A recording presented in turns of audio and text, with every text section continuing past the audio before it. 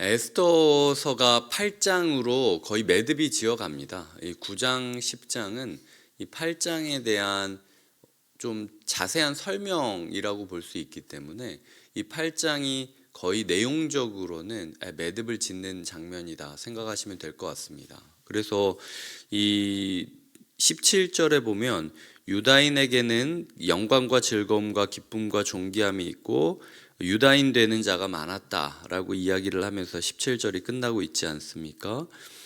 다른 나라 사람들이 이 어떻게 보면 속국이었던 유다인들을 부러워하여 유다인들을 동경하여 자발적으로 유다인이 되는 상황들이 발생했다라는 기적의 역사가 일어나게 되는 것이죠.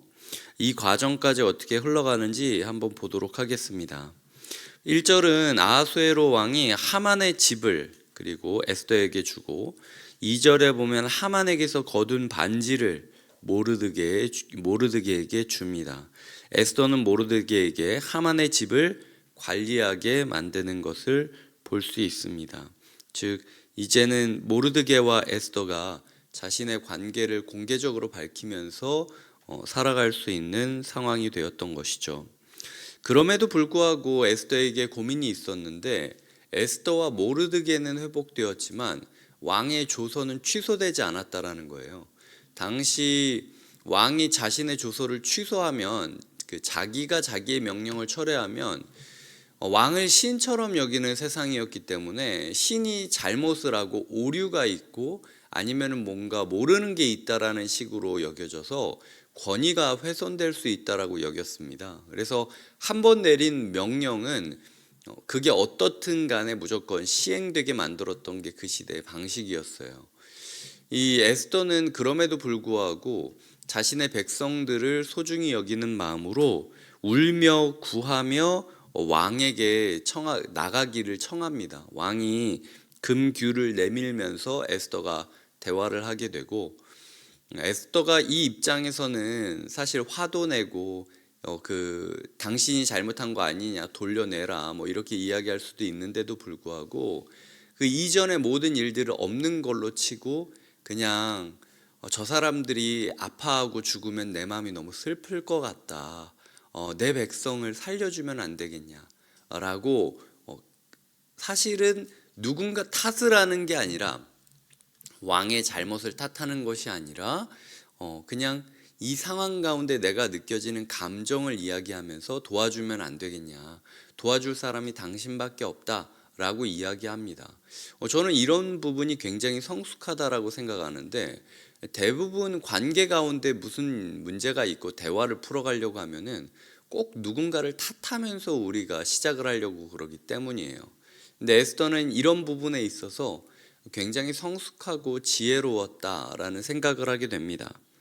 그래서 그런 모습을 보면서 왕이 사실 너무 감동받습니다. 여기 보시면은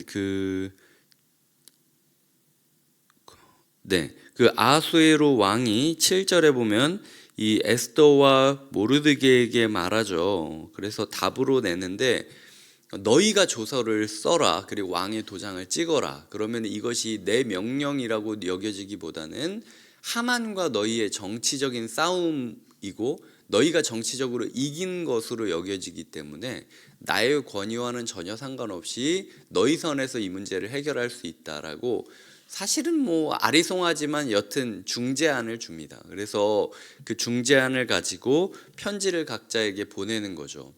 굉장히 급히 진행되기는 했지만요, 결론적으로는 11절에 보면 너희는 스스로 생명을 보호해야 된다. 내가 안 지켜줄 거다. 너희가 스스로 생명을 보호하면서 오히려 너희가 너희를 치려는 사람들을 싸워서 그 재산들을 약탈하게 만들어줄 권리를 주겠다라고 이야기를 하고요, 기한을 줍니다. 9절에 보면은 시완월 곧 3월 23일이라고 하지 않습니까? 근데 3장 12절에 보면은 3장 12절에 이 조서를 첫 번째 조서를 언제 썼냐면 첫째 달 13일 1월 13일에 썼다라고 해요. 그러니까 1월 13일부터 3월 23일까지의 시간이 흘러갔다라고 보시면 될 것 같습니다. 그리고 이 12절에 보면 12월 13일까지 기다렸다가 이제 그날 전쟁을 하라고 하는 것이죠. 그래서 어떻게 보면은 이 3월 23일부터 12월 13일까지 기간을 준비 기간으로 주고 서로 지금 되게 미묘한 이 긴장감이 있는 겁니다. 유다인들은 어떻게든 이 12월 13일까지 힘을 키우고 준비를 해가지고 싸워서 이겨야 되는 상황이었고, 이 나머지 사람들은 이것을 그 유다인들의 저항을 굴복시킨 다음에 유다인들을 꺾어야 되는 상황이었고, 이런 부분에 있어서 미묘한 긴장감이 12월 13일까지 계속되었다라는 것을 볼 수 있습니다. 오늘 말씀을 통하여 저는 몇 가지를 묵상하게 되었습니다. 첫 번째로 하나님은 역전의 하나님이라는 겁니다. 하만으로부터 시작했던 모든 것, 하만의 집, 하만의 반지, 하만의 조서, 이 모든 것들을 뒤집어서 모르드게와 에스더에게 주는 이 하나님의 섭리를 보면서 우리가 역전의 하나님을 꿈꾸며 기도하는 것이 필요하다. 어떤 장애물이라 할지라도 그것이 내 편이 되는 순간 엄청난 그 기쁨과 능력을 발휘하게 되는 거죠. 장애물을 장애물로 여기는 것이 아니라 나를 도와줄 하나님의 섭리로 여기게 해달라고 역전의 하나님을 구하는 것이 필요하고요. 두 번째로는 우리가 누군가 탓하고 원망하고 비난하면서 날카롭게 살아가는 것이 아니라 에스더가 그러했듯 먼저 울고 먼저 구하고 먼저 자기의 감정을 표현하고 먼저 신뢰를 고백하는 그런 인간관계를 회복해야겠다. 이것이 하나님께 쓰임받는 성숙한 사람의 삶의 태도라는 것을 기억하면서 이 에스더가 왕에게 했던 그 모습대로 우리가 우리 주변의 사람들에게 에스더같이 모습을 보이겠다라는 기도를 해야겠다라는 묵상을 하게 되었습니다. 세 번째로는 스스로 생명을 보호해야 한다라는 것입니다. 왕의 조서가 내려왔다라고 해서 우리가 그냥 놀고 먹고 그냥 마음대로 살아도 되는 건 아닙니다.